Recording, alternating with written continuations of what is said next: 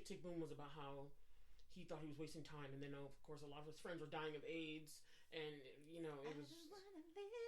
And there was a bunch of songs about because the woman in there, there's a main girl named Susan, and I don't think that was the name of his actual wife, so I don't know if that's true.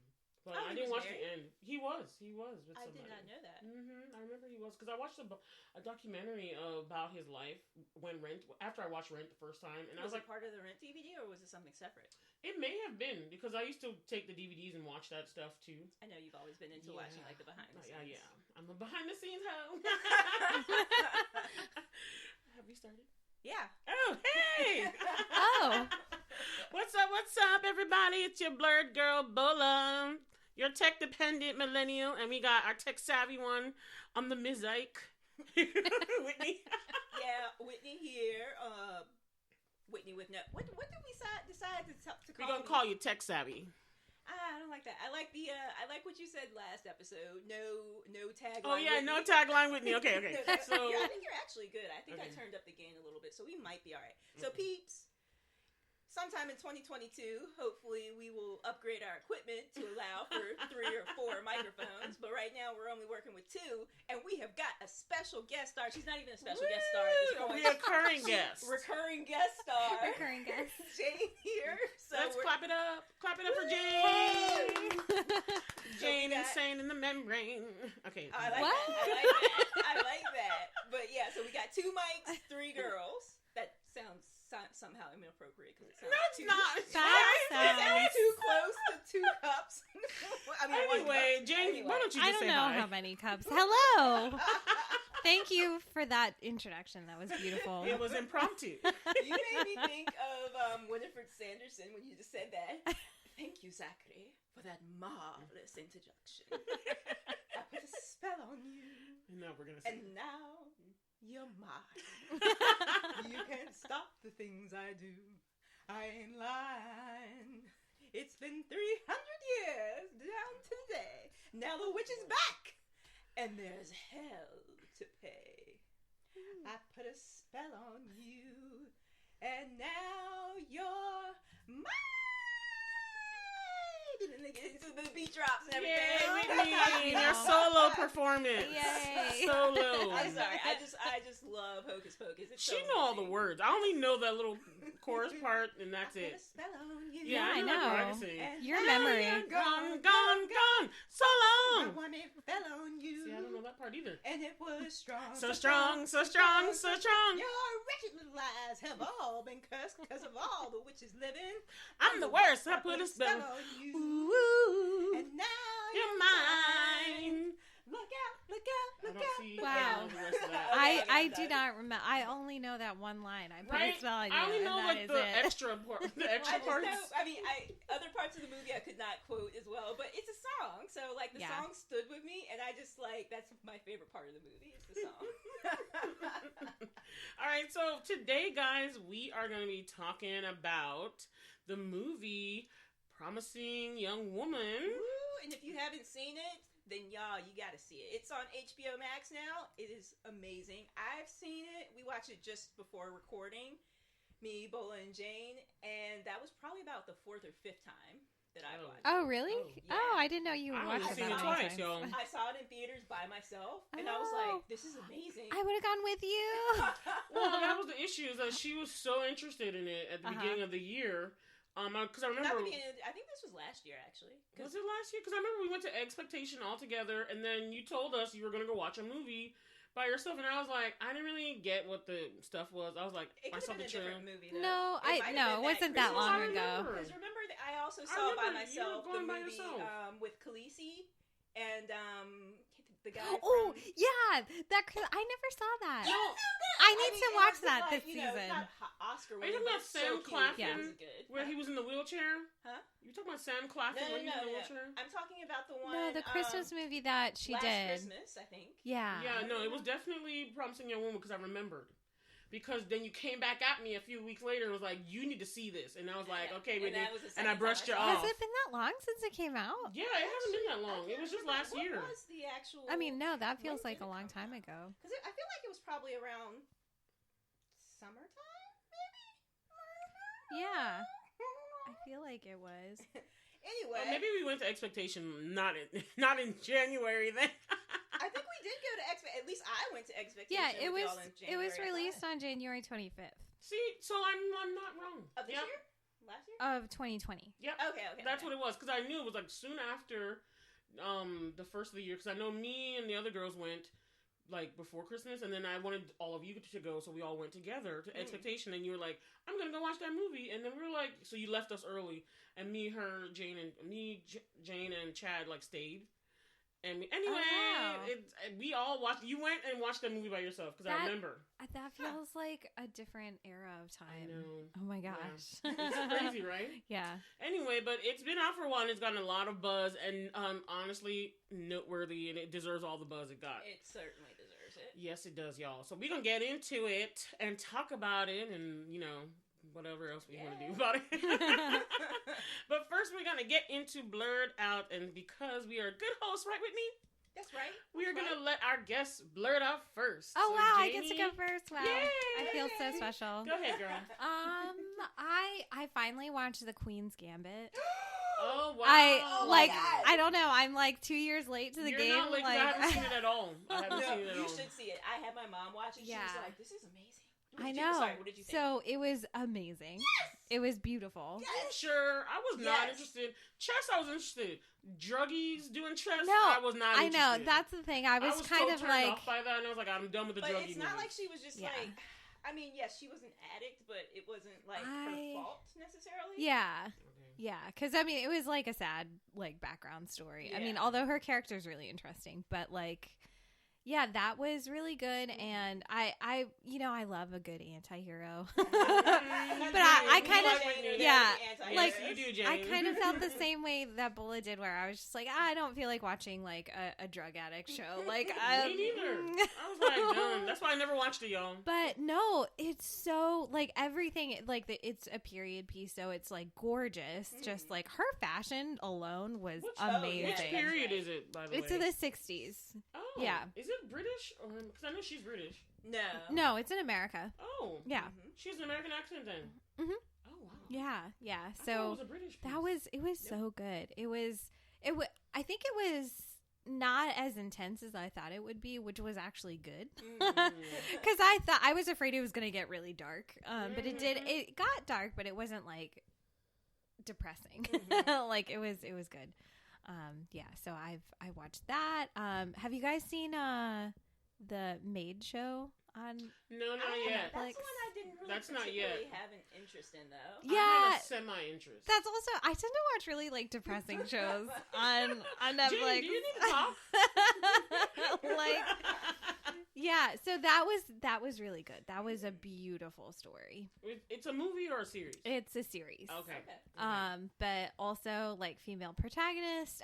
But that story is very different. Like she's like escaping like an abusive relationship, and then her process of like trying to figure that out as a woman who's, she doesn't have a lot of job prospects, so she becomes a maid and just like navigating like the social system and like social services and how crappy that is. And at first I was like, no, I'm a social worker. I don't need any more stories like this. Like I don't want to watch this. I know. That's why I was like, oh god, this is gonna be sad. So I was like kind of the surprised Hallmark that movie. I actually watched Lifetime it. movie. Remember the Lifetime movies back in the day? It was always like a No. woman being battered. So that's what It it used to be a joke. Not actually. back in the day. That was Actually, a- it's still- It's still going on apparently. I Either haven't watched battered or Lifetime. killed I or know killing it's still somebody else. happening. It's the wives who are murdering people now. People get murked. Yeah. Terrible. But no, they did it really well. Like it wasn't like constant sob story, and her character's really strong, and it's actually based off of a kind of true story. So like a woman wrote a memoir about her experience, and that's what it's based off of. That's But yeah, amazing. it was really good. And then there is an Indian actor in it, and like it's cool what they did with like the love interest there and stuff like that. And yeah, It's and not like just Squid Game, y'all. It's not just Squid Game. like the power dynamics between that, it was really good. So Cool. yeah. All right. So that means we need to check up. Well, maybe I will definitely consider Queen's Gambit a little bit better. I know Yes. I'm very late, but Yeah. I'm not gonna lie. I was It was- just If you the watch whole it, beautiful. drug thing was I like, feel I'm you like, will I not don't care regret for it. it. You were gonna come It's back not to us and be overly like, oh my druggy. God, it was so good. It's not too intense. Like, she's not shooting up heroin or anything. I'm gonna check it out. Yes, I'm gonna check it out please once do. I get And through my it's not list. long. It's a mini series. It's not long. It's really, really good. Yeah, I think I was 6 actually episodes? surprised. I thought it was going to be like 10 episodes, but it was like 7 or something. Yeah. It was like a weird number. Yeah. Yeah. Okay, cool. All right, Whitney, what about you? What am I blurting out about? I can't think. I've actually started rewatching Bones, and I think I started rewatching Bones because one of the episodes of Lucifer I was watching, he was trying not to fall asleep, and he like binge watched every single season of Bones, and I was like, I haven't watched Bones in a while, and I used to really love Bones, and it's not like I stopped loving it. It's just show ADD. Mm-hmm. And it's got like 12 seasons, but I'm just like, this show was so good, and I've been rewatching it. I'm on season 2 now, and I'm like, so good. Like, it's a really character-driven show, It and is. the characters are so good. So I'm not just gonna lie. really As much as I enjoying don't care to binge watch like crime, I can't binge watch that. it. I know. But like that's why I had to take a break from. She kind of recommended I watch Killing Eve, which is actually great. But because I'm No, not the greatest, Those at, like, are not killing the them- same caliber of show at all. Like, do Exactly. not compare Killing Eve and Bones. Like, that is like fine wine versus like, you know, the. Okay. Anyway, Yes. there's killing and Like- stabbing in all of them. No. There's some kind of death That happening. reminds me how much I love Killing Eve. I know. There's some kind of death happening in all of them. Anyway, what I was saying was, why was I don't even know what I'm saying. I would not recommend Killing Eve for you because I feel like. I actually watched the first episode or two, and it wasn't that bad. I feel like you would like it for like the style and like the I do love fashion her and style. like just Oh, the yeah, the cinematography fashion. and everything, but like just the murdering. Exactly. Miss So of I it. couldn't Very binge much watch. many like anti-heroes. Yeah. It's just, it's more Jane and I's jam. But it's such good acting. They like It's a the really bad, good show. You guys just love a bad It's girl. got Yes. Sandra Oh, like anything with Sandra Oh in it is just I like. know. I'm really feeling like these good. women-centered shows. Like, it's great. Yeah. And that's why I wanted to watch it. I Yeah. wanted to give it a shot. So, I mean, I can watch The Handmaid's Tale. Not similar. That's pretty intense. Yeah, too. it is. And I've watched all the I seasons. actually Well, I haven't had watched it the on newest my one. list I haven't to watched the watch. newest I haven't one. watched it yet, but it's on my list to watch. But I don't know why I haven't gotten around to it. There's so much stuff now. Yeah. So much stuff. Well, that's definitely a show I can't watch. I cannot binge watch. I have to watch like maybe 1 or 2 episodes, and I have to Handmaid's take a Tale? break. Yeah. Yeah. It's- I get it though. Probably how Very like, intense. I felt about like 13 Reasons Why. I never finished all of the seasons. I think I got to I think I finished season 3. Oh yeah, But I think I had like maybe 1 or 2 more seasons. But it's one of those ones where, I mean, it's excellent, like because it really makes you Mhm. like feel and like. it was. I feel a very particular way. I like Tell me. stopped at season 1, and I was like, no, I'm not gonna watch this. Okay. Which show is this Season- again? 13 Reasons Why. Oh. Yeah, you've got to be in a really good place to watch it Yeah. because it's really. It's like I like the show for realistically approaching that topic of like rape in high school and like suicide and all of those things, but it just from a mental health standpoint, it just like those choices, like you don't have to be that realistic.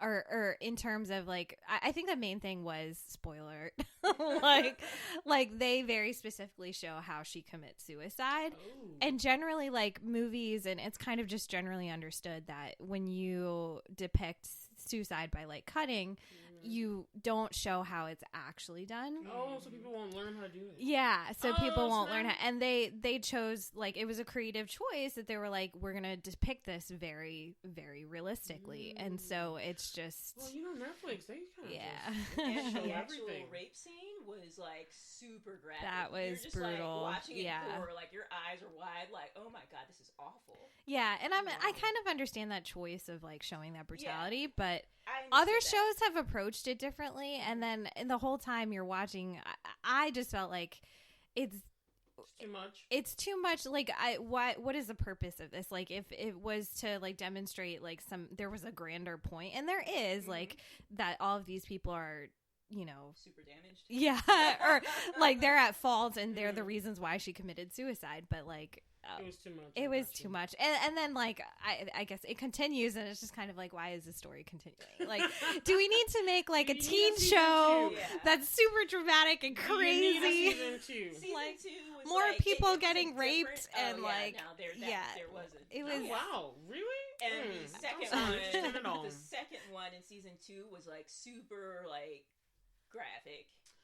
Yeah, I mean, both that's of them why I were was really just graphic, like, but it's just like you're like traumatized after you watch this episode, which I can see fulfilling like an artistic purpose or purpose of like showing how horrible and how much the effects last long after the actual traumatic event. Like you know, this doesn't happen to someone and then they just continue on. They're like.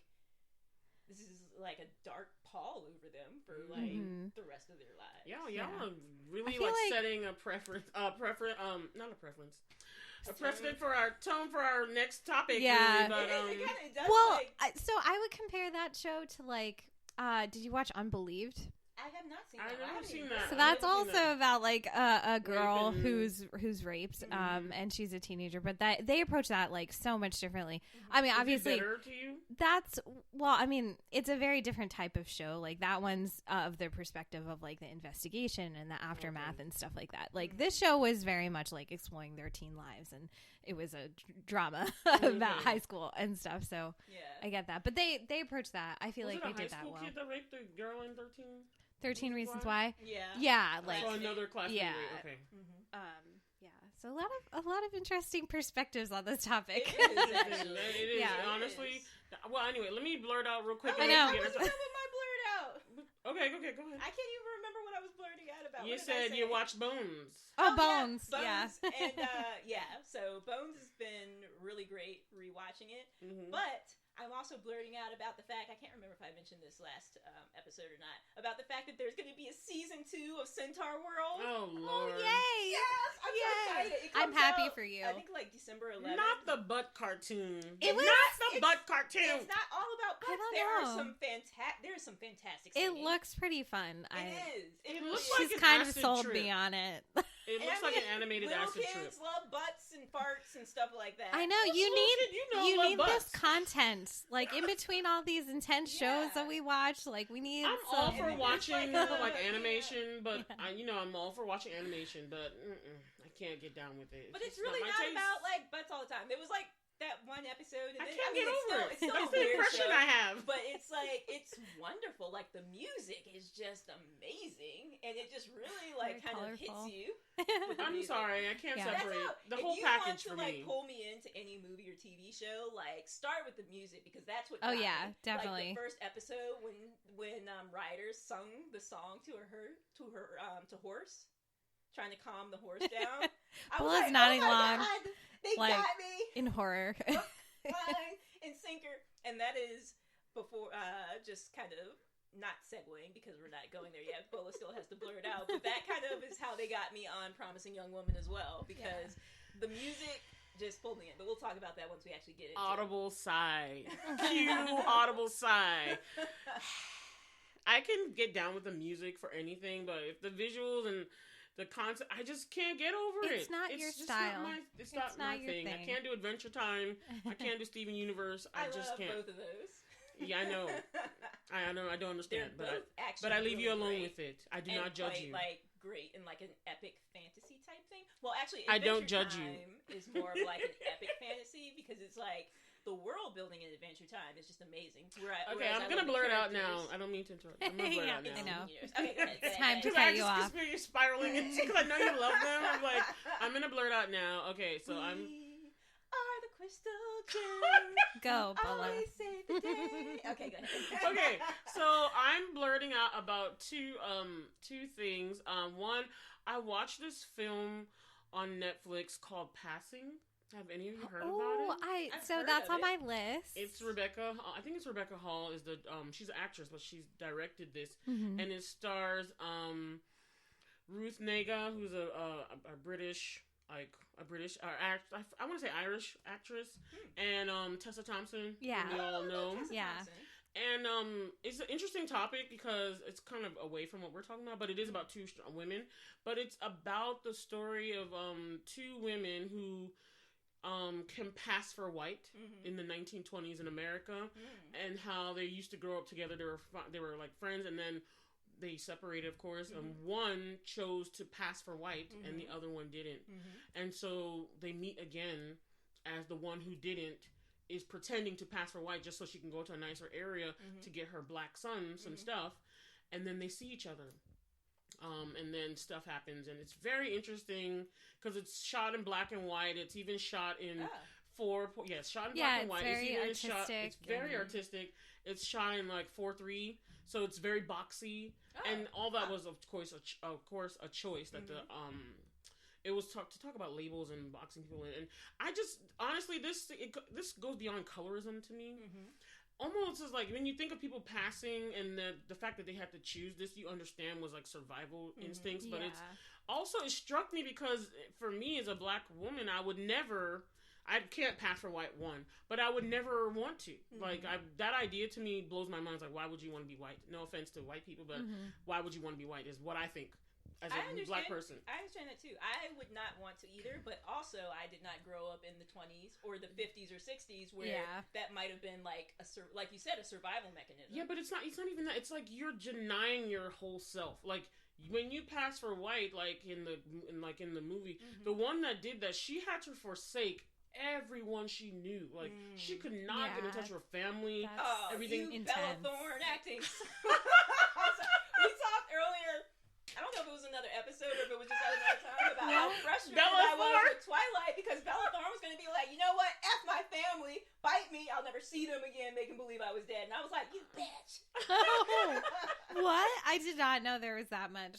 We talked about it last episode. I also read the book. We talked about last episode. Like, you know what? It's fine. They can believe I'm dead. I'm just going to never see them again. I'm like, you selfish something.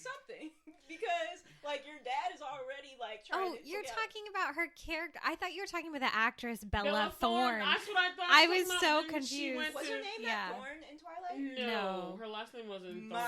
Swan, I think. Yes. Yeah. So, at first I was like, you Bella Thorne. I thought she was just saying the actress. My apologies to Bella Thorne. Bella Thorne, I don't think I have anything against you.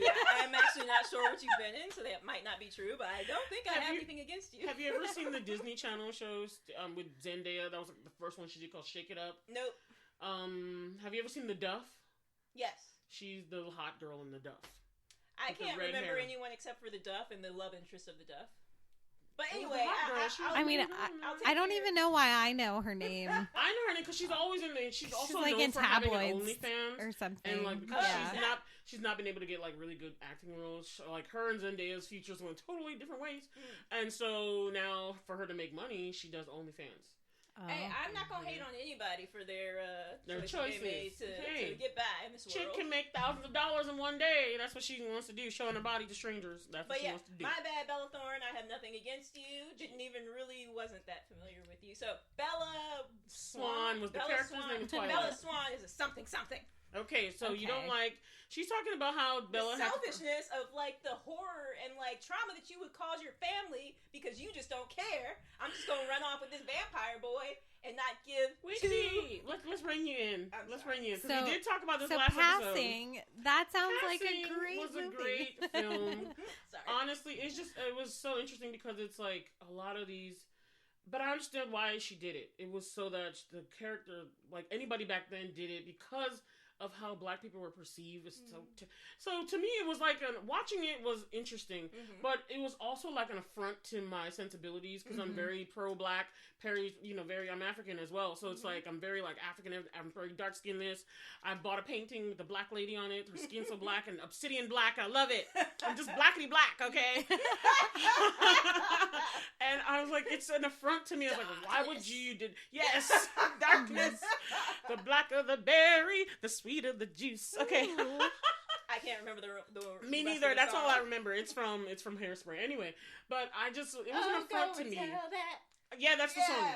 Yeah. So it was an affront to me, but at the same time, it made me sad for what she had to do. Yeah. But it's honestly an interesting when you see the characters. It's the one that one character's name's Irene, the other one's named Claire, and it's almost like when their worlds intertwine, it's like Irene, who chose to stay black and marry someone black, it's like her world just ends a little bit.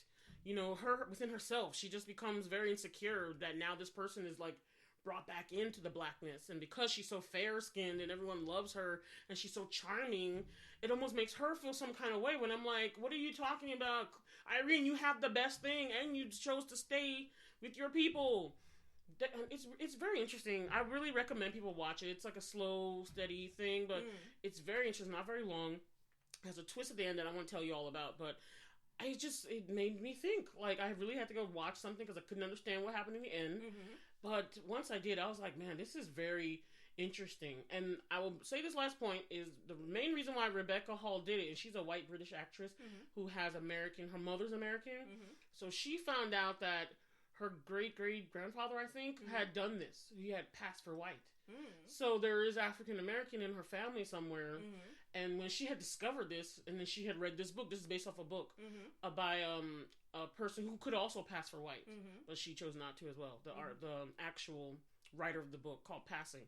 So it's just very interesting a movie. I'm glad I watched it. It's very artistic, very thought-provoking. It stirred something in me as well to be extra black, but but I really liked it. And then my other thing I'm blurting out about is Adele's album, y'all. Go easy on me, baby. Sorry. Oh, wow. That was beautiful. I have not heard it yet, any of it. You haven't? Well, I forgot. You don't listen to the radio. I know. I just heard that one song on the radio. Easy on me. Oh my God. It's beautiful. Love Adele. I streamed it. It's top Adele. And the reason why I bring it up is because that she was in the news recently. Like, she had a really big CBS special with Oprah. I heard about it. I need to go watch because I missed it. I only saw clips online. But then people were getting at her in another interview about what she had said about TikTok and how she was like, no, she doesn't care to write anything for TikTok. And then people were getting at her because she's like, oh my God, Adele says she doesn't care to write anything for TikTok. And then she's like, I'm sorry, but she's like, she's like, if everybody else is writing for TikTok, I'd rather write about stuff from my generation. She's like, I'm sorry, but I'm like, I want to write for the people in 30s and 40s who have been through stuff, divorces, children, and all this stuff, who are going to therapy, because she's like, that's what I'm doing. She's like, so I can't, she's like, they can write about TikTok songs, but I can't do that. And I was like, you go, Adele. You do it. Don't cater to the masses. You don't have to cater to the young little Gen Zers. We need music like hers, because I listened to it in the car by myself. I was driving all day yesterday, and what I love about her is not only that she's just a simple vocalist and she doesn't try to be anything else beyond that, but even the way she writes is so completely from the heart that you feel her in the songs, that you're in the lyrics, like you understand, and it's not superfluous language or it's just simply her telling you how she feels, and you get it, like it hits you. It's so beautiful. Connected. She's so talented. It's so beautiful. So what does that mean, writing for TikTok? It means writing all the popular songs, like the ones that people do all the challenges to. Oh, just like more Savage. More bops or something? Yes, more bops or just, mindless music. I'm sorry, not all of it. Mindless. Because that's not her style. No one has to and I mean, I feel like her songs are like kind of memeified, like a little bit, like Hello. Yeah, that one is the main one. My thing is that, but the problem is people are like, no, people on TikTok still love her, but it's just like a case in point, they'll take Ed Sheeran's new song like Bad Habits or like the Shivers song. It's kind of upbeat. Both of them are kind of upbeat. So people do TikTok dance videos to them. But nothing on Adele's new album you can do a dance to. It's just listening to an awesome singer talk about her experience and her music and everything. I mean, that's definitely her style of... I don't know why anyone would expect something different. Singer-songwriter soul so much. And I'm sorry. Please, everybody, go stream Adele's new album. Just do it. I'm gonna check it out. It's so beautiful. I love Adele. Like, I remember when I first heard Hello, it was like, I guess it was probably the day or week it came out, but I was on a train to New York with my mom for our Broadway weekend, and I guess I was actually listening to the radio, or I guess Google Play or whatnot that day, and I just listened, and I was just like, it just like it hits you. That's exactly what like, I was saying. Whitney, we're always here. That's exactly what I was saying. Oh my God. Hello from the other side. Boom. But it also, that just illustrates for me how frustrated I am with just media today. Like, if anyone says anything that remotely, like, contradicts what you think, Cancel then they should culture. be canceled. Yeah, and I'm it's like, terrible. can there be no dissenting voices? Like, Yeah. what the heck? I just don't understand it. It's just so the way frustrating. the cancel culture. Like, I don't think anyone will cancel Adele, but I don't even think she'll care. That seems a little ridiculous to cancel Adele. But people like she's getting People try to backlash cancel about people it. for, like, That's, such like, minor stuff where it's hilariously. like they disagree with you, so they should be canceled, or they question something, so they should be canceled. Like, what? That's what I was saying. The whole thing where like everybody is like, you must comply with what I believe, or you're wrong, and I'm like, no. That's not how it's going, boo-boo. Okay, chill out.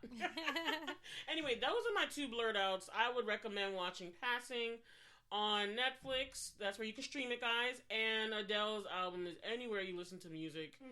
It's just a good listen, y'all. Just feed your soul with it. It's very therapy. It's just, she got some mixture. What I like about her, she's basically the Etta James of our time. Ooh. Like, you don't have people singing like this that much. And she's very much so. You can tell her voice is like seasoned by those influences. You know what I mean? And I just love, because I just think about listening. She's literally just talking in the whole story.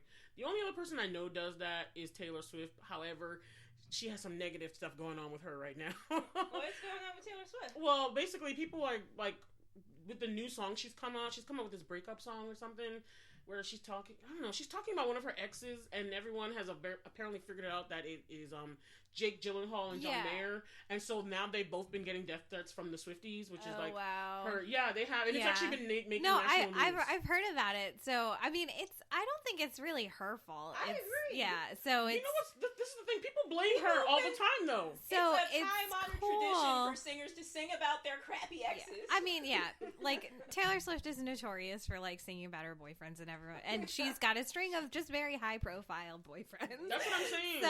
So everyone loves to gossip about it, but I mean, like, I feel like they blame her though. But I'm like, everybody sings about their exes. She has really good singer-songwriter. Like, she writes her music, and sometimes it's like really beautiful, and then other times I'm like, it's a little I much. hate it. Yeah, like it's a little too poppy. But I honestly have never heard a Taylor Swift song that I haven't liked. I do like Taylor Swift. Most songs I do like. Not all of her songs, but I do like a lot of her newer, poppy ones. I do, I'm not gonna lie. Her newer, intensely poppy songs, I'm like, Which one though? Like, tell me which one you don't like. I don't know. Like, is it the delicate one? Or is it for the best? My reputation's never been worse. Oh no. That's definitely like it'll stay stuck in your head. I don't know, like Never Go Out of Style. I don't know if that's the song title. The one that Say You Remember Me. I haven't heard either. Wildest Dreams. Oh wait, no, that's Wildest Dreams. No, not that song. It was We'll Never Go Out of Style. Oh, okay, yeah. I know which one you're talking about. Is that the one she did with the guy from Panic at the Disco? I don't know. Like, I can't keep up. The song on the tip of my tongue that everyone's talking about, that song is beautiful. It's called gorgeous. Red, and I was like, I remember she was on Saturday Night Live last week, and she did like the first time ever, she did like a whole 10-minute set. It's from the Red album. It's a different song. It's All Too Well. Okay, I think it's the same. It's the same long song, though, right? Yeah. But I loved the is it called Trouble? Once upon a time, a few mistakes ago, I was in your sight. You left me alone. You found me. Oh, yeah. I forgot about that I one. knew you were trouble when you walked in. Yeah, that's probably one of the poppy ones Jane doesn't like. I mean, I like them. I'm not going to say I don't like them, but okay. I'm saying, like, I like them and I will listen to them and enjoy it. But they're not the best to you. But, like, I guess the songs that I admire of hers are the ones that are more like singer-songwriter or like I like her one called Lover that the lyrics that are more like thoughtfully written versus the ones that are very poppy. Gotcha. Yeah. Yeah, and so I just think it's interesting because even I was having this discussion with my sister, and it's like my sister was getting so mad at Taylor. They're like, why does she ever? And I'm like, and everyone's getting mad. Jake Gyllenhaal was like, I thought she got over it. I was like, who says she was still about you? She's just writing about an experience. Exactly. So I was mad at how people are mad at him. In her I was head, mad she that he said decided that. to exercise it out of her head by writing about it. Yeah, because he had made a statement of the Janet Jackson song on I can't remember what album it was. It was the one with I'm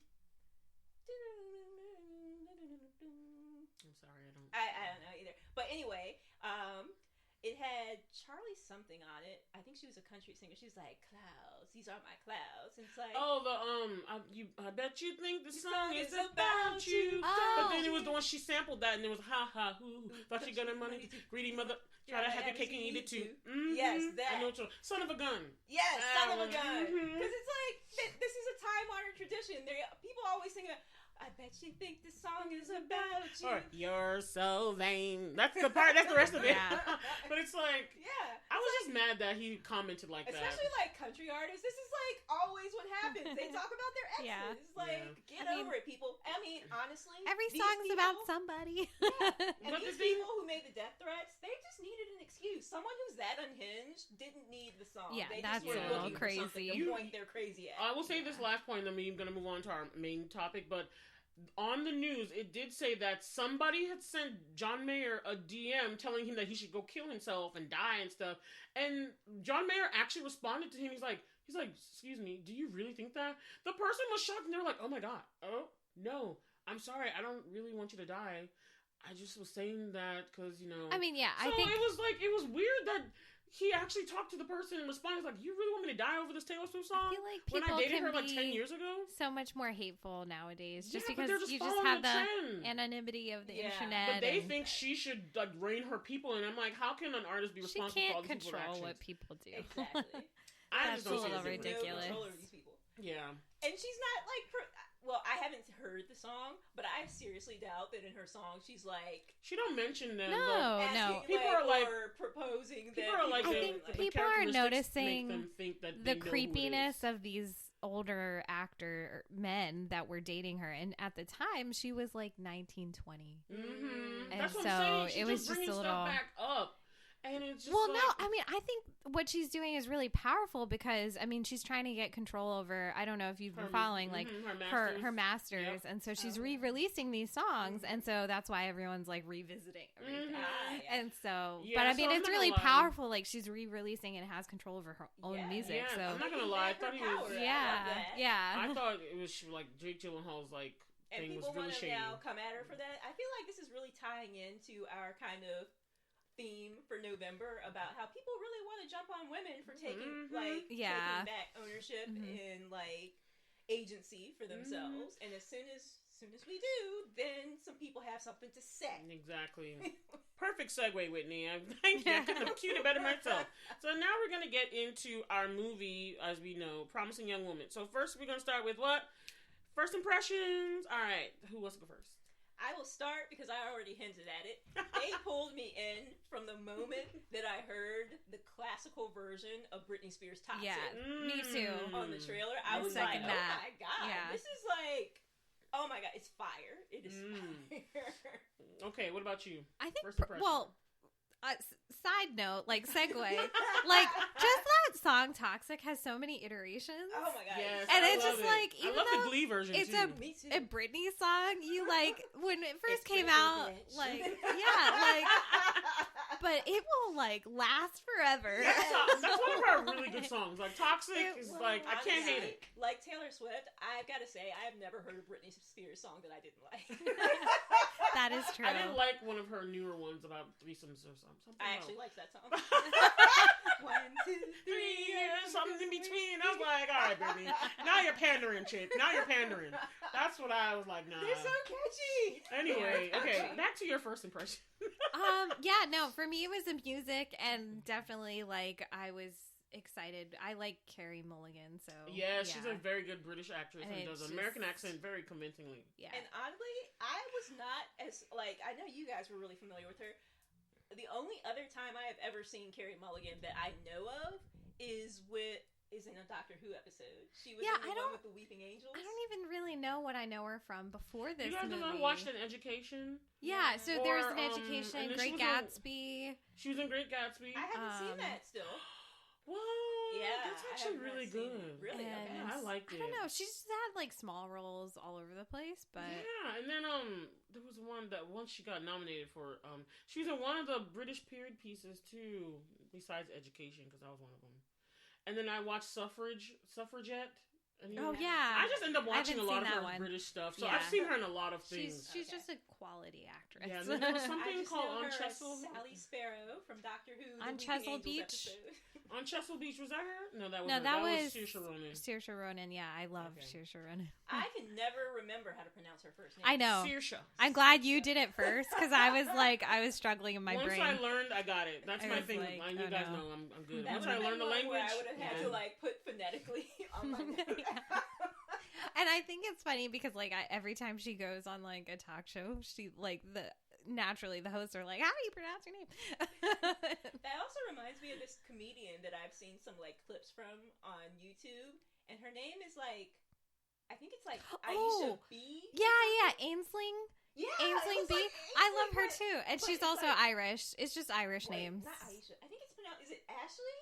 I don't know. I think of it as Ainsling, but I don't think that I'm pronouncing it correctly. Yeah, it looks like it was spelled Ainsling, but when I heard them say her name on it, it was Ashley or something, and I was like, what? It's something really normal. But it was that does not sound that.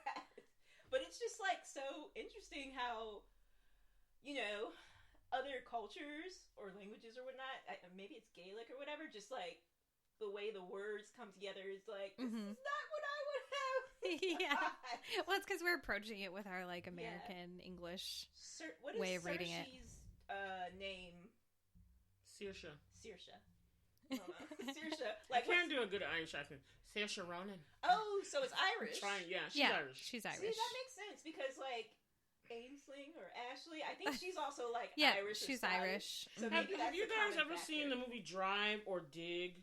Oh yeah, Drive. That's where I know her from, and Pride and Prejudice. Or Far from the Maddening Crowd, the one with she played one of the younger sisters, the one with what's that British actress? Keira Knightley. That Pride and Prejudice. I know it's been done so many times, so yeah, that's the one I like anyway. That's the one I like too, and she's in that. She's one. No, she's the one that was shy. Oh, okay. She wasn't the one that played the piano, but she was the one. No, she wasn't the shy one. She was one of the giggling ones that didn't really have a story. Yeah. But she wasn't the one that ran away with the soldier. Okay. She was her little. Remember, she had her little sister that was they were always giggling too much together. I wouldn't really remember her from that movie. Yeah.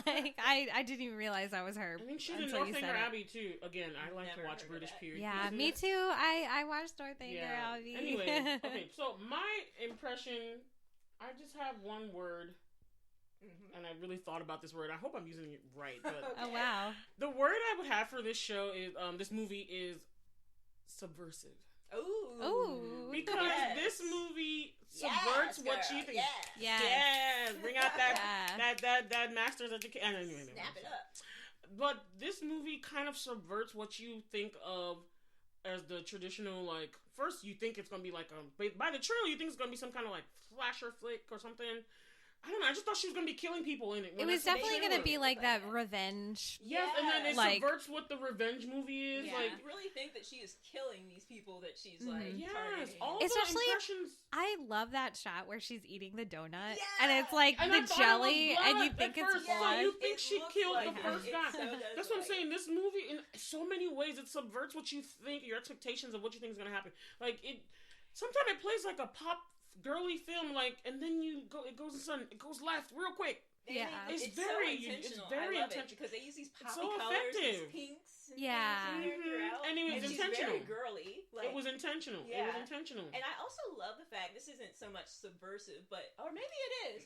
I love the fact about how she turns around the male gaze, the construction workers who are oh yeah, that was a powerful scene. Stares at them, she just stares at them. And then you can see how uncomfortable they get. And it's but this is how probably a lot of females. Exactly. And they're you know what? Forget you, B. And then they walk off, and it's but this is how you make other women feel. It was so interesting. I love this quote that I have. It's someone's I think the main the director is a woman, also an actress. Her name is also an actress. Yeah. I didn't know that. She was in something. I'll have to get back at you with what it was. What was her name? Emerald Fennell. Yeah, Emerald. Ooh, Lord. I was like, I just had her name on my tongue. Emerald Fennell. And then basically she was saying how this kind of movie it showed you what happens when good people find out that they're not so good. Yeah. And it's she's almost, and people kind of say that I don't know if this was intentional or not, but she's kind of become almost like the avenging angel for people, because there's like halos and circles around her, because she takes upon herself to fight for her friend Nina, who could not. Well, it's implied that spoilers. It's implied that she had committed suicide, and she's not. She's talked about, but she's not in the movie. And because of this suicide, it's like it upends both of their lives, you know. And it just comes to show that trauma like this, like trauma from abuse, rape, and everything, it so stays. It kind of stunts your growth and your ability to cope and exist and live and stuff a little bit. That's really good what you said about stunting your growth, because I feel like really that Cassie was stuck. Yeah, she couldn't move on. Yeah. Like, I got that impression so much. I know. I mean, time. that goes to the title of like Promising Young Woman, of like how she had all this promise, and then because of this event, it kind of stops her. Yeah, and then the funny thing is, in the movie, we talked about how that's the kind of reason why they don't want to let these women have their justice, because they're like, oh, do you want to just ruin a young man's future? Yeah, the promising young man. But what about the promising young woman? You know, the woman before this interruption. By saying that, you're saying that we shouldn't believe the promising young woman. Exactly. So you have essentially chosen a side. And again, like you said, because she was a promising young woman, but when this interruption happens, it upends her, and then she doesn't become that anymore. You know what I mean? And that's what happened to Nina. Like, she couldn't deal with the trauma of the assault. And I mean, when we saw that there was a video, and then everyone was just laughing at her, witnessing it, the bystanders, nobody did nothing to help her. Just complicit. It was terrible. Like, it's not good to, like, not move on, but I don't blame her for not being able to cope with that kind of thing. It's terrible. Of course, yeah. It's interesting what you said about, did you say something about, like, a mirror? It is, because the video that we watched, the take video. When we're gonna put in the show notes for you guys. Yeah, we will. We'll put it in the show notes. But it's interesting, like, what she says about turning a mirror on, because all these people, like, a lot of these characters that she confronts, they're like, they maintain, I'm a good guy. Yeah. Oh, yeah, I'm the nice guy. Yeah, the nice guy trope. Let's talk about that. But it's like, if you look in the mirror, she's like, when she turns the mirror on them, they see that it's like, you're not as nice as you think. Makes you think of the Michael Jackson. Yeah. I'm looking at the man in the mirror. Oh, yeah.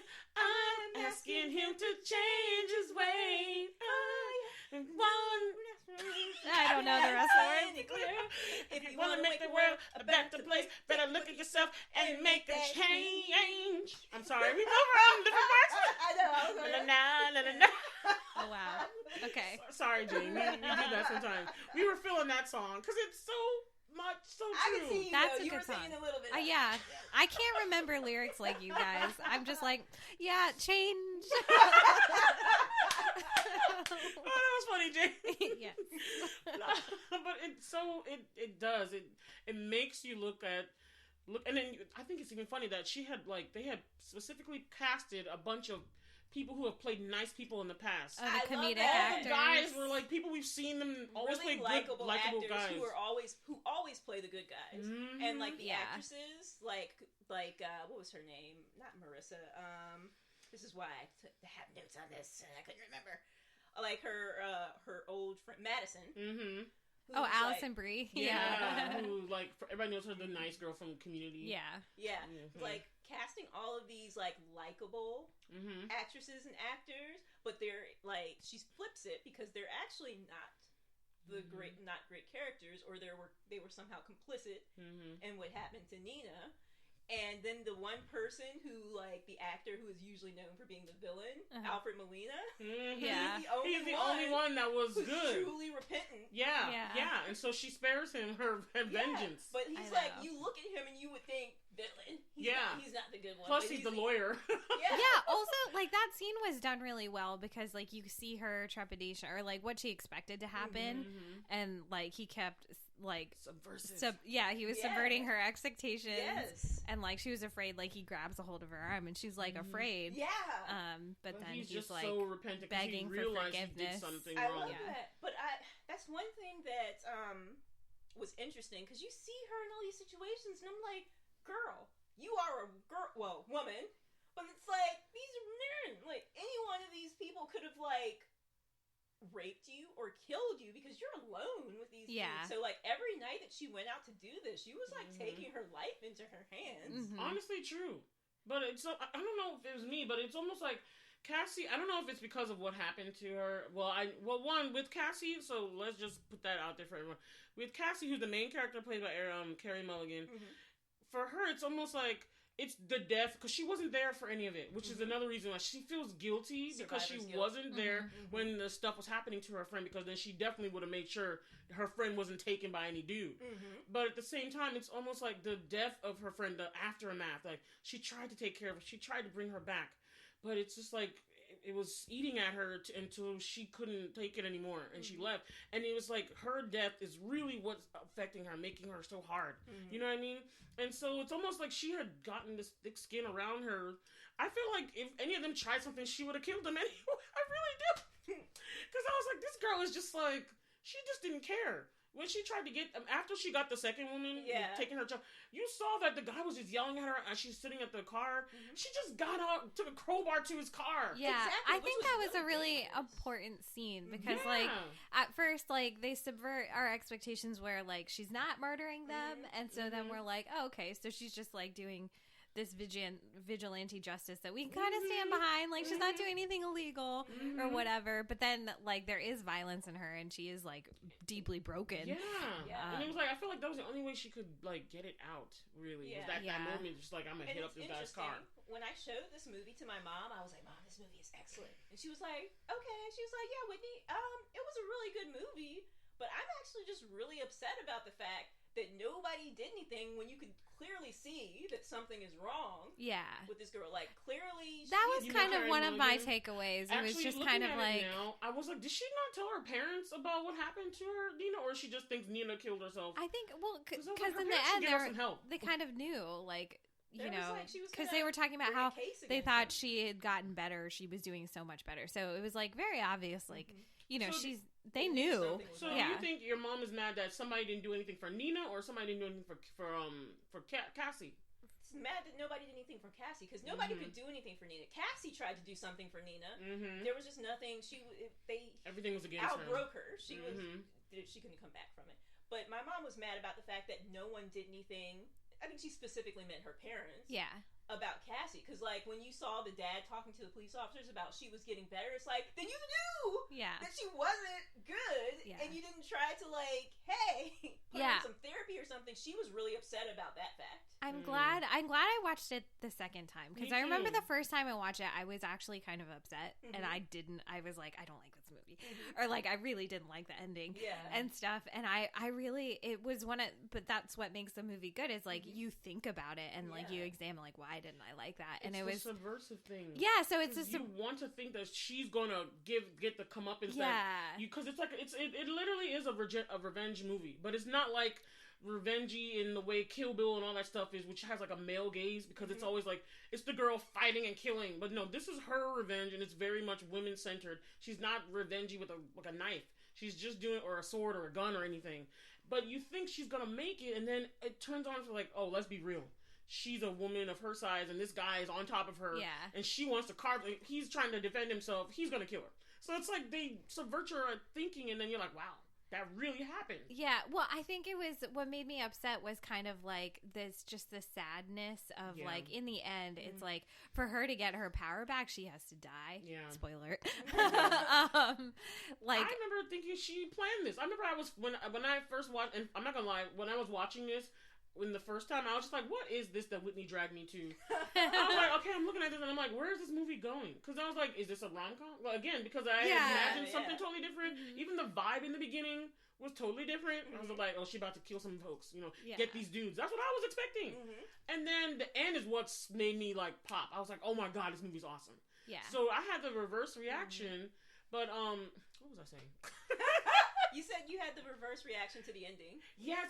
But like you said, watching it again, it made me think about like how sad it was. But then I remember telling Whitney when we first watched it, I thought that she planned it, and Whitney was like, nah. And I was like, yes, she planned this mess.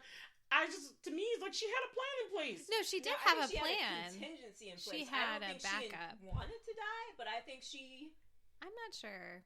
That's what it's kind of like what you say about like her intentionally like going into these dangerous situations. She's making that choice, and so this is how she like again, with that, like, her life stopped. And so she's clearly, like, she's been in this trauma. She's never been able to move past. Yeah. She's doing, like, these really reckless things. Right. Yeah. And no one's noticing. And then in the end, like, her vengeance or her way to get justice, I'm doing air quotes, is to die. And that's just really sad that, like, in order to be heard, 2 women had to die for this story to come out, and that was just really depressing to me. I was just like, why? Because you want that really like oh, she killed them, or like, oh, they went to jail and she's like, she can live her life. But I mean, I think that was really sad because they present this really nice, like, romantic arc for her, and it's like, that's not possible for her. So, and the problem is, and you're right, because this is why I was like, she planned it, and that's why I think she wanted to die, because if you notice that she was moving on, for a minute there, we were like, okay, she's getting better, she's moving on, she's gonna become the promising one. Like, exactly. This isn't good for anybody, let it go. Because my thing is, I imagine this was years, because she was about to be, she was 30. So it's years that she's been carrying this, that even the mom was like, Nina's mom, you would think a mother would be even more upset, but Nina's mom was like, you need to move forward with your life. You know, but the thing is, when you saw that the guy she was dating... I interrupt for 1 second, because you said you would think the mom would be more upset. I don't feel like it's a matter of the mom not being more upset. I think it's a matter of the mom being more well-adjusted to know that I can't let this dominate the rest of my life. I guess that's what I'm trying to say. Yeah, that you would think. I guess I'm talking about Nina's mom or Nina's mom. That you would think Nina's mom would be more stuck, like, because her child died. You know, but Nina's the one. I mean, Cassie's the one that's stuck. But my thing I was saying is that if you notice the part where you would think she's doing good, she even apologized to Madison. But when Madison brings the tape and she discovers that the person she's dating had a hand in it. As in, well, not doing anything. He was complicit, as in witnessing the event and not speaking up when people were talking about this, and laughing, not doing a damn thing about it. That's what broke her, I think, to be like, oh no, I'm done. That's kind of what I always wondered about, because the first time I watched it, I was like, did she know that he, like, I always wondered if she already knew that he was semi-involved, or like if any of that romance was real, or if that was just her trying to get at him. I would say that personally, I absolutely believe that it was all real. Yeah, because I think that's what finally the second time I watched it, I was like, the camel's that back was real. She was like, okay, I found one, a good one, and I think the fact that she found out that he was complicit in the death of her. Well, I think there was always kind of in the back of her mind, like, she knew he was still talking to them, even before they started dating, like, dating. He got invited to the wedding, so he was definitely... So she kind of knew he was still hanging out with them, so even with that knowledge, she was still dating him, so I'm wondering if, like, maybe she still... He wasn't exactly, like, wanted to use him. He got invited, but it's like, you know, Al was living in London, so, you know, I don't think he was, like, super best friends with them, but, exactly. Yeah. So I think because of that, she was like, you know, he doesn't have, like, that close connection or anything. He was like, you know, Al always landing on his feet. I feel like that speaks to a kind of certain distance. Like, this is just a guy who I knew, but he always seems to, like, get away. Almost but it's not cool. And then, you know what's interesting is that if you look at all these kind of movies where these things happen, where, you know, the date rape drug, or you look at all the films in the past, it's almost like this is a joke thing where it's like, oh, the guy sees you see depicted in the past where it's like, it's okay to pick up the chick that way, you know, and no one thinks about it. Even me, I was thinking about, I was like, how many times have I seen this and thought the girl was the stupid one? You know what I mean? Yeah, it's like, it's like, you know, you shouldn't drink like that, or, you know, you shouldn't put yourself in that situation. Yeah, but it's like, I didn't ask to be raped, though. It's so interesting, you know? Because you're right. It's like, it's all about, like, basically they make it a joke. Blaming. Yeah, it's like, get the girl, sleep with the girl all the time. You shouldn't be drunk, like the dean said. Well, the dean didn't say it, but she. Well, maybe no. It was more like Madison almost implied, like, you shouldn't go out and get drunk all the time because then people won't believe you. And the dean too. No, you shouldn't be a sexual predator. Exactly, and the dean too. And then it's like somebody had called this like inner misogyny against women, because then we have those like excuses that she was bringing up about how, well, why did you dress like this, or why did you do that? You know, you have this reputation, and if you don't want to sleep with somebody, you don't, like, all these things she was saying, and like none of this justifies a woman being raped without none of it justifies rape at all. You know what I mean? But it was almost like we've been taught women even to turn on us ourselves in this regard with who's at fault. You know what I mean? And I talked about this a little bit with the I May Destroy You show that I recommend people watch, because I didn't like the main girl too, because she did a lot of drugs, and at the same time you're just like, why are you here doing the drugs? You have people. She did have a friend that was there. However, she was doing the drugs, but she did not ask for the drink that somebody put something in. So she did get her drink spiked, which ended up happening where she got a rape. But at the same time, it's like, is it her fault though? Because she was under the influence, not watching herself. You know what I mean? But anybody who, like, you can watch yourself. All you have to do is look away for 1 second, and something can happen. So it's like, you can't, even in those situations, you can do everything right and still end up a victim. Okay, so I have a question for you guys. Okay, so sorry, that was really actually kind of like a downer. Yeah, no, it's true though. It's true. But this is a serious topic. These are the topics. All right, y'all. These are the topics. Y'all know we keep it real on the show. I mean, do try to do all you can. I mean, it's not your responsibility to be the one who, like, it's your responsibility not to be a sexual predator, but do all you can. I know I just said that you can do everything right and still be a victim, but, like, still fight with all your might. I mean, not go quiet into that good night. That's one thing that's why I was like, nah, I don't go nowhere by myself at nighttime things without somebody I know that is trustworthy.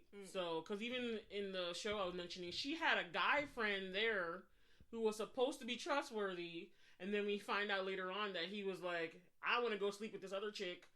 What do I do with her? Because she's like, oh, she's just faded. You know, she's out. You know. This is in the and then sorry, and then at the same time you're just like, is this friend at fault? Because he was just like, well, I'm just gonna leave her, and then he went off to do something else. So it's like, okay, is he complete? Does he have a hand? Does he have some fault in this? You know, of what happens to her? So I know I struggled with that, because I was like, well, why did your friend leave you? Like, that's ridiculous to me. But then we find out later that he called her best friend and asked her what he should do, and she told him to leave her. And I was like, so are these two people complicit in what happens to this girl? Like, do they take, like, just like Ryan watched everything, he didn't try and stop it. He was laughing, like, he even says the words, this is effed up, on the recording. But then also chuckles and laughs. So Thank you. It's not what you say, it's what you do. What do you think, Jane? What? About that part, about the onlooker role in the rape situation.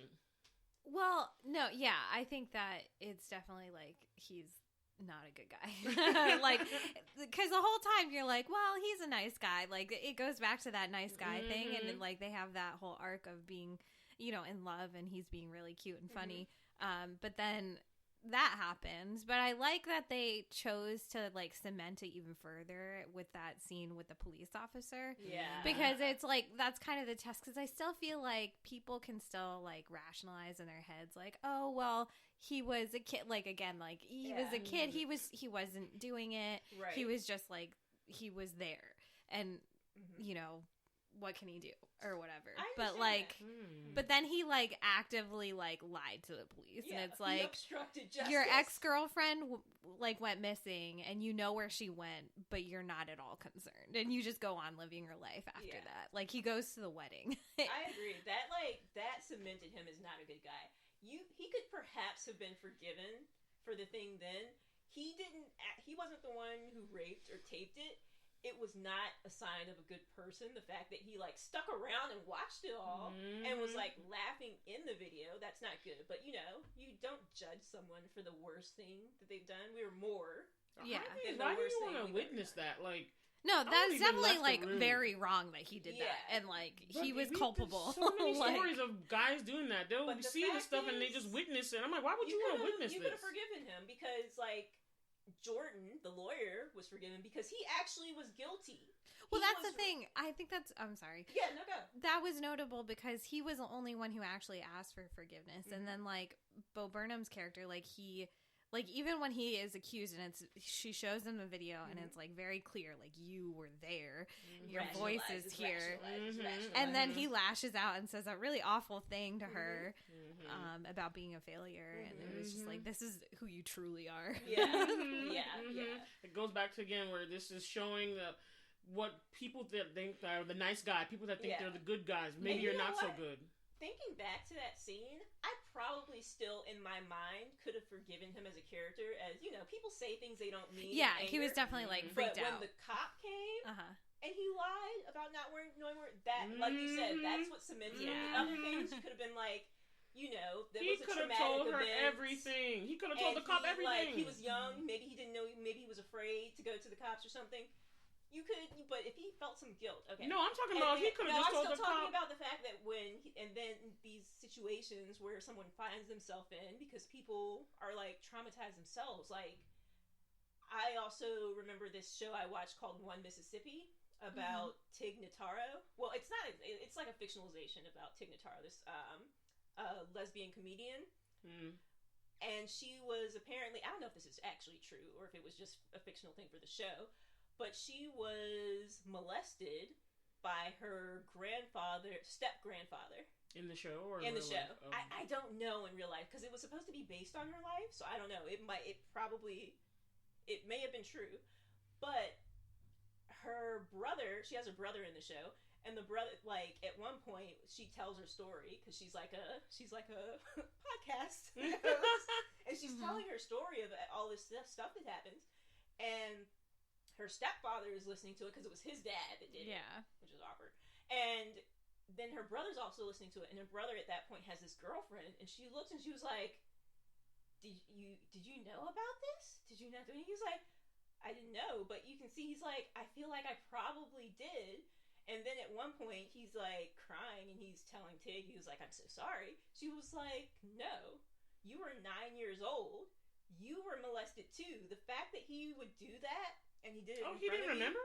No, he didn't get molested. She was saying that the fact that he witnessed it, that's a type of... Oh, yeah. I mean, that's it. Yeah, that's very different. I mean, in terms of, being children and not being understanding what that is. And, you don't realize the trauma that it was until later. Yeah, but I just feel like some people feel like they don't have the strength to come forward, even if they're not the victim themselves. So I might have been able to forgive the character. Yeah, you kind of maybe would have thought that, but then... because I know they're over 18. That's mine. Yeah, but then it was just very obvious, school, not he actually college. did have power. Yeah. My thing was this was his second chance to do something right, because he knew what was going on, where she might have been, and he still didn't try and say anything. Yeah, that was my thing. That was the nail in the coffin. Dude, you are a shit human being. Yeah. And you think you're great, but your silence means nothing. Anyway, it was just... And it's really interesting, because, after rewatching the Promising Young Woman's YouTube video by The Take, and also rewatching this character video talking about how they chose the actors based on picking really likable actors for, the roles of these characters who are not great, and then picking Alfred Molina, who's always playing a villain, but he's the only one who actually asks for forgiveness and feels any type of guilt and responsibility. But after I went down to kind of a small rabbit hole on YouTube and watched this video about true crime, podcasts and TV shows. Because I know, I do watch a lot of people getting murked on TV sometimes on girls' trips. But it was interesting because they were examining it. I think it might have been another The Take video, and they're like, why are women so fascinated with true crime? And there's true crime podcasts. They're it's predominantly women. 72% of the listeners are women. Get killed. Yeah, and it's no, that listen to the podcast. Oh, well then why? And they're they think that women's fascination with this is really a study in how not to have this happen to you. Yeah. Oh, that's an interesting perspective. Yeah. Wow. And when you think about it that way, it makes a lot of sense, because if you're a woman, your whole perspective on the world has to be very different than a man. A man might be walking down the street in a dark alley, and it's not advisable, but he's not going to feel the same type of anxiety that a woman does when it's dark outside. You should have a very be in the alley. Don't be in the alley. Well, not an alley. But even just being in the dark, like you said, you don't go out by yourself at night. It's a very, I feel like it's probably a very different perspective. A woman has to always kind of be kind of on. Yeah, we're always aware. Yeah. Because it's in your head, it's always your responsibility to make sure that you don't get attacked, that you don't become a victim. And that's what I like that she points out to this, because it's like everyone's giving an excuse. No one, like not any of them are actually rising to talk about. And you notice that she's the only one that even talks about who Nina really is as a person. Everyone just saw her like, oh, they don't even try to say her name. She's the only one that continues to say her name, that remembers her with beyond this, that she was a person that didn't deserve this, and everyone else that's like, oh, they just trying to step away from it as if, they're just trying to push it out of their mind because, oh, it didn't happen to me. I didn't do it really. She shouldn't have done that. That happens. Come on, it's terrible. I feel like it goes back to what you said last episode during Black Widow about how the world just really devalues women. Yes. Yeah. It's so much so. There's so many different things, attacks towards women, and it just infuriates you. You know what I mean? Yeah. What do you feel, Jane? Yeah, well, I'm going to plug this book. Please do! We love books. Well, so it's actually a memoir. I don't know if you know about the Stanford swimmer case of the girl who got... So her name is Chanel Miller, and she wrote a book called Know My Name. I think I've heard the book title. It's such a good book. It's so good. But like she for a long time she was like the anonymous victim, and like they didn't release her name. And then she releases her book, and she like comes out as the person. But yeah, so she was raped when she was she was drinking at a party in college, and she was raped, and then some people were passing by, and yeah, she was next to a dumpster. She was like passed out, and then like some guys who were passing by saw like the dude like trying to get on her, and they saw that she was like unconscious, and they ran after him, and he got arrested or whatever. And then the whole process of like the case and everything like that. So she had already been raped. He'd already done it, and they just witnessed it. I don't know if it was like the explicit details of like if it was full rape, but she was assaulted for sure. Yeah, so he was doing something. Yeah, but that story and like her process of like bringing her voice back and taking control of her own story, but like a lot of just the process of like people not believing her and like blaming her for being at a party and being drunk and like just everything that like this movie brings up. But one of the things that was interesting was because she had a boyfriend at the time, and so like they use like the voicemail that she left her boyfriend as like proof that she was, I don't know, like very over sexual or something like that, because she was just saying I love you like when she was drunk or something like that.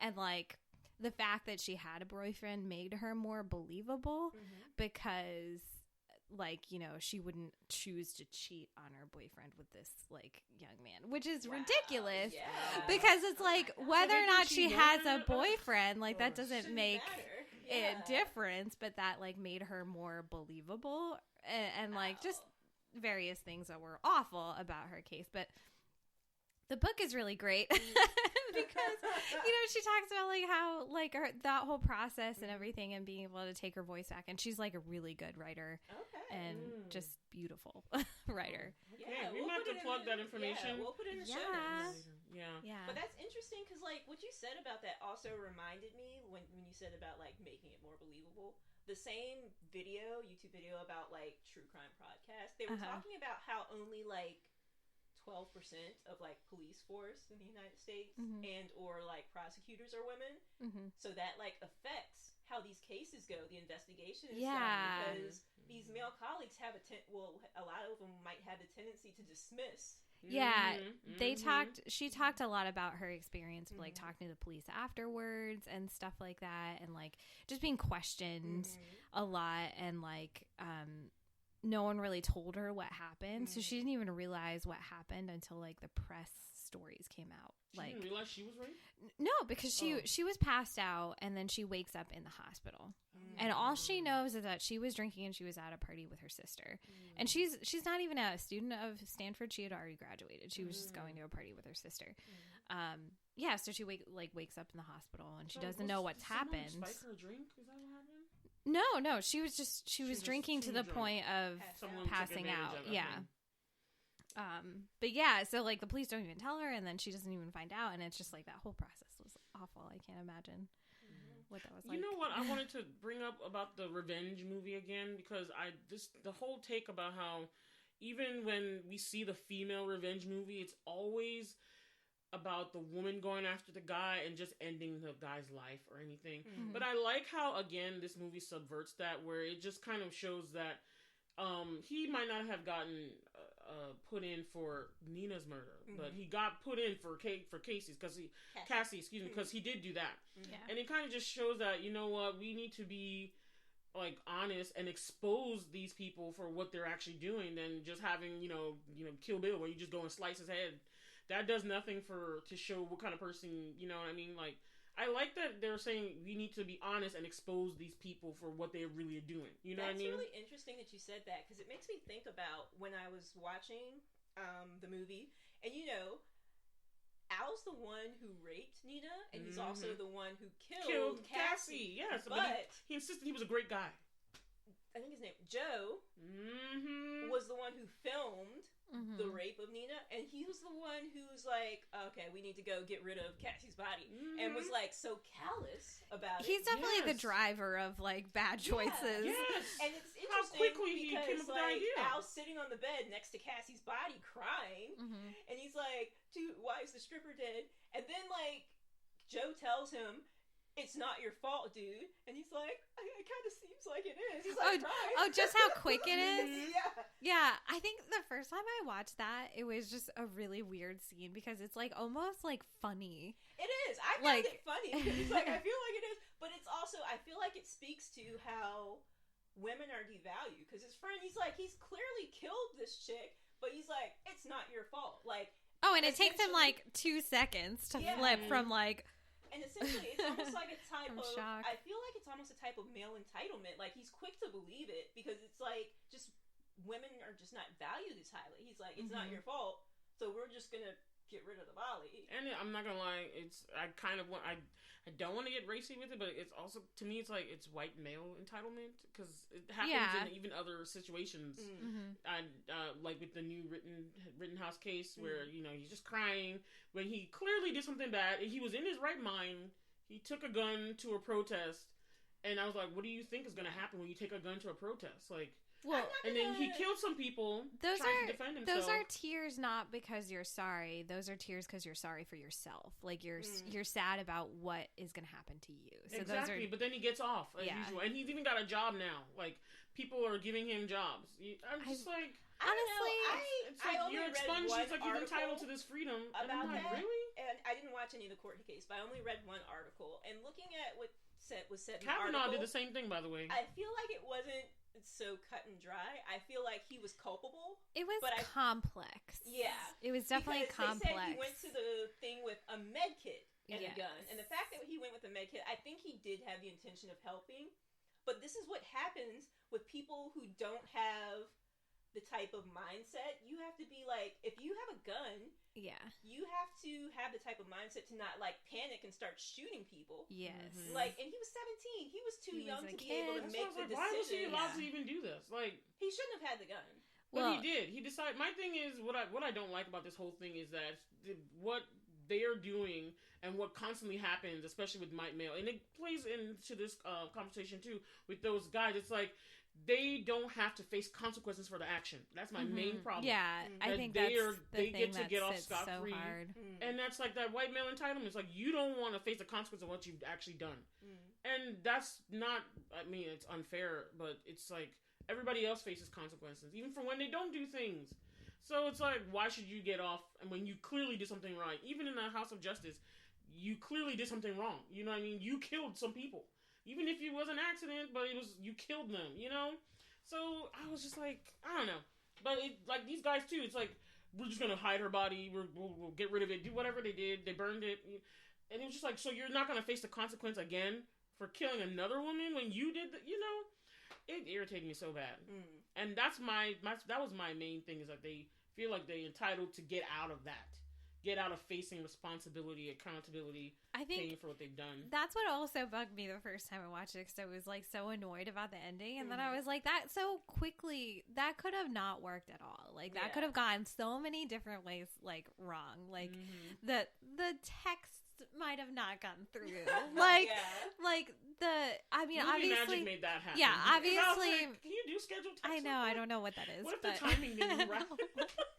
But I mean, yeah, like obviously for cinematic purposes, like it's this very dramatic scene, and like that's a vengeance that we finally get. But like them coming to arrest him at the pool, like at his wedding, like we all know poetic, in real life that had style.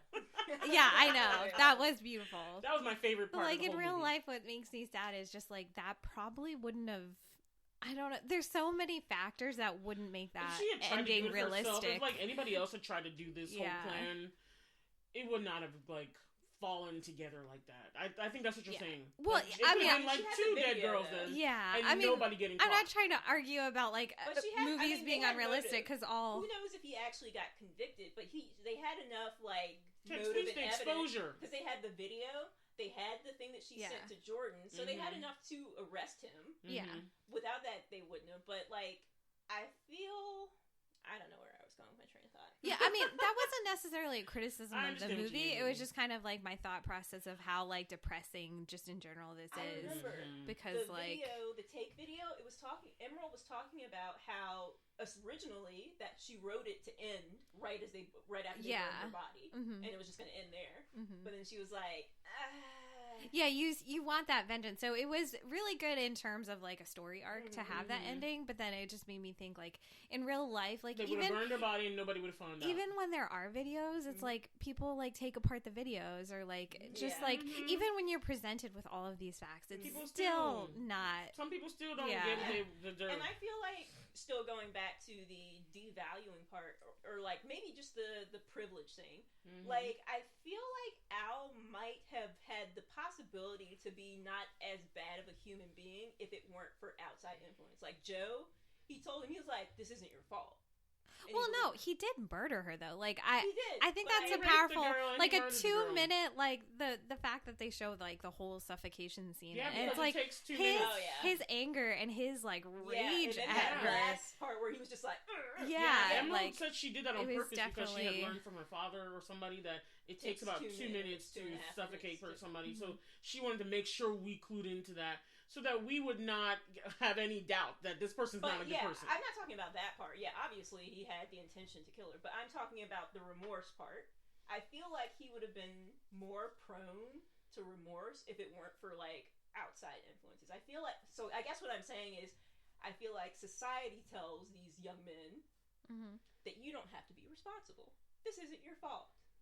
Like y'all were talking about, like we were all talking about the promising young man. Self-preservation. I'm sorry. I disagree. It's not your fault. I feel like he would have done this anyway. This is if these young men are told this all their life, then they start to believe that this isn't my fault. You have a point. It's never my fault because I've been told all my life every time I do something wrong because society values me more, then it's never my fault. I understand the point you're making. However, with this particular guy, Al, I don't think so. I just think he just follows the pattern to me. I understand his friend is definitely another influencer on that, but I just felt like the way he was, it was like he's not trying to pay for. He would have come to the conclusion himself.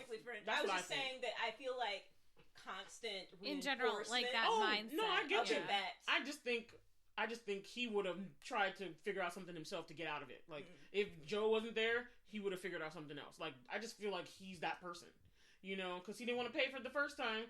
He probably would have, once he got over it, and he would have thought, I'm about to get married, I'm a doctor. Like, he was thinking about all those things anyway. Yeah. So, to me, I was just like, well, that means even if your friend wasn't here, you would have tried to hide her body or something. But that's anyway. my point, though. I guess my point is, I wonder, I'm not saying this is true, but I wonder if that's because of conditioning. Oh, okay. Oh, yeah. That societal men constructs. are conditioned. Well, that's like a whole... That's a whole thing, yeah. But this is part of it. It's like, it's an institution. It is. It's like institutionalized. It's systemic stuff. Like, it's systemic. Like, like, it's as if, like, young men are taught that you are worth more, so it is never your fault. Mm-hmm. Yeah. So I'm saying if that's it's how like Dreykov talked in an the indoctrination in Black Widow. He was like, the world has so many of its little girls, and that like was his justification for abusing these women to make them Black Widows, snatching them from their moms and everything. It's like that's what I think. That's kind of like on the lines of what you're thinking. He was like, girl, to him in his ideologies, little girls were expendable. You know what I mean? Yeah. Just because there's more of us doesn't mean we're not valued. You know what I mean? It's probably about equal. But I think that's what made this movie so good. I think it's just it exposes so many like how this culture is just in everywhere, like even with women and with the men who did it, and then also just things surrounding it. I just like that it shows you like, oh. But like, you're right. It's a great movie because it makes you talk about and all think these about issues. these things. Yes, Yeah, I'm really glad that they made it really uncomfortable. Yes, because it makes you think. Because it actually, I was gonna go back to what you said before. Like when I was watching this movie before, as I was watching, I was like you. I was thinking in my head, this is a good movie. But I didn't get to this is a great movie until she actually died. To be honest, when I first saw the movie and he like strangled her, and it's like the next day in my head, I'm like, this is gonna be like this is what could possibly happen to her. They're gonna like rewind. I definitely thought like either she's faking it out or it was like turn back time and be like, this is what could have happened to me. I'm gonna like make a plan, but this is how it could go wrong. I seriously did not believe that they were going to kill her. I thought she, like, the scheduled text wasn't real, and she was literally texting, like, from somewhere else. She, like, managed to, like, get away. But then I was like, no, you see her hand, like, in the flames. Like, yeah. And I didn't see her hand the first time. Mm-hmm. Oh, you didn't? Okay. I don't know why. I saw it this time, and I was like, oh, God. Yeah. That did happen. And just how callous. He just, like, kicks her hand into, like, the fire. I know. I'm like, oh, my God. Can we just say that manicure was really nice? Yeah, the colorful one. Yeah. I'll say this last point. Do you guys remember how the black dude? You know how like she kind of got exposed because Ryan like saw her in one of her missions, and he was like, "Why'd you have to ruin it?" Like, can you imagine? Like, I was thinking about that. Like a toddler. Yeah, but it's not just his behavior, but that in his mind, he's like, "You had to ruin it." It was like he had a conquest. Like. I almost had it, and it's like that part is what really got me. That's such a powerful line. Because it's like she pops the bubble, and that's like her revenge of like making these guys really look at what they're doing. Look at yourself. Look at what you're about to do. I love that she didn't go around killing them. That she would, because you see the lines and I'm like, oh my gosh, she killed all these dudes. Before we realize what she's really doing, it's like she's exposing them for their bad behavior. Be like, we see you, we know what you're doing. You're not a good person. You need to really think about it. Some of them probably went on and be like, man, that was messed up. Others, I mean, he told his friend. So he's like, you're the weird girl going around like ruining this for us. Yeah. But it's so terrible. Men do better. Men do better. That's my last thing I'm going to say. But I just want to go back to the take about what they said about, oh man, I've lost my train of thought because okay, I'm sorry. All right. So do we have any other final words? Oh yeah, we need to do our rating. What are you going to rate this film? I'm just handing them out like hotcakes. You go first. What is it out of 10? Yep. Yeah, you can do a monocle, and you can also do a contact if it's like 0.5 something. 1 point is 1 glass.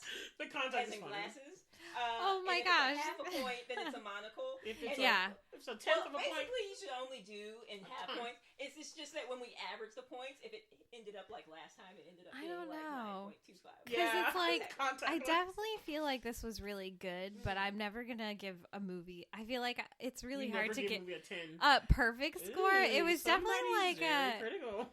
Well, no, it's okay. I'm just joking. I guess it's because... I mean, it's not like you watch this movie and you're like, this was so enjoyable. But I don't think all movies have to be enjoyable, so... they can inform, which is even better. Or cause a transformation. Yes. Yeah, a reckoning, or realization. Like nine glasses and a monocle. All right. Yeah. Like, very close. I don't know if I don't know if I can give the 10 to anything.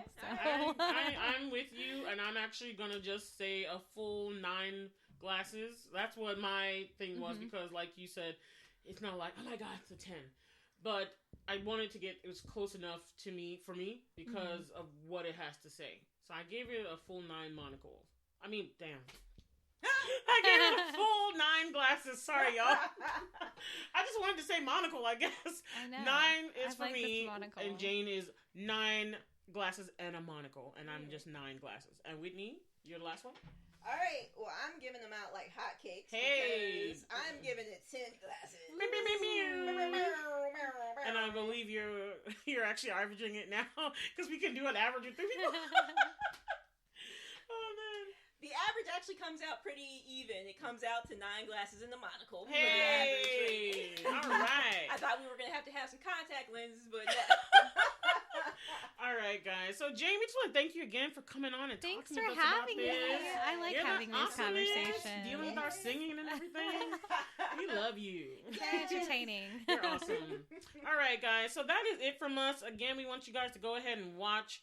Let us know in the comments in our Instagram page and our Facebook page about what you guys thought about Promising Young Woman. And Rate check us. it out on HBO Max, you guys. It's Yes, on there. indeed. And so now we're going to what, y'all? Blerd out. Bye.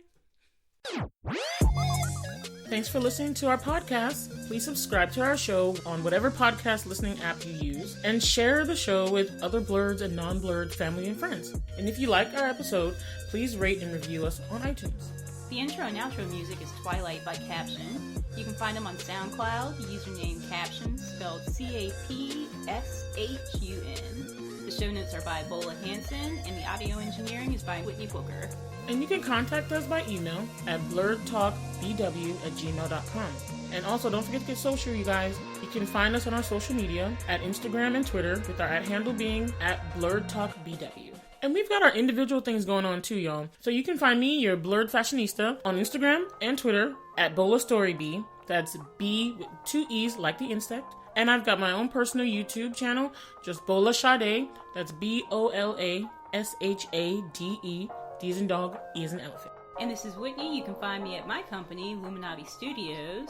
The email address is wit@luminavi.com. That's WHIT@LUMENAVI.com. You can also find me on Twitter at Luminavi Studios.